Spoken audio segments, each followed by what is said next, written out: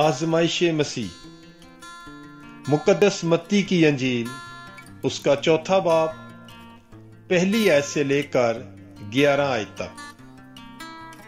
तब यस्सु रूह से बियाबान में लाया गया ताकि शैतान उसे आजमाए, और जब 40 दिन और 40 रात रोजा रख चुका, आखिरकार भूखा हुआ, तब आजमाइश करने वाले ने उसके पास आकर कहा, अगर तू खुदा का बेटा है तो कह कि ये पत्थर रोटियां बन जाएं।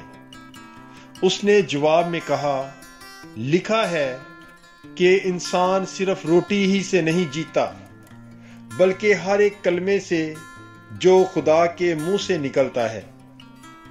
तब शैतान उसे मुकद्दस शहर में ले गया और हैकल के किंगरे पर खड़ा करके उसे कहा, अगर तू खुदा का बेटा है तो अपने आप को नीचे गिरा दे, क्योंकि लिखा है, उसने अपने फरिश्तों को तेरी बाबत हुक्म दिया है और वो तुझे हाथों पर उठा लेंगे, ऐसा न हो कि तेरे पांव को किसी पत्थर से चोट लग जाए। यस्सु ने उससे कहा, यह भी लिखा है कि तू खुदावंद अपने खुदा को मत आजमा। फिर शैतान उसे एक बड़े ऊंचे पहाड़ पर ले गया और दुनिया की सब मुमलकतें और उनकी शान शौकत उसे दिखाई और उससे कहा, अगर तू गिर कर मुझे सजदा करे तो ये सब कुछ तुझे दूंगा। तब यस्सु ने उसे कहा, ऐ शैतान दूर हो, क्योंकि लिखा है कि तू खुदावंद अपने खुदा को सजदा कर और सिर्फ उसी की इबादत कर।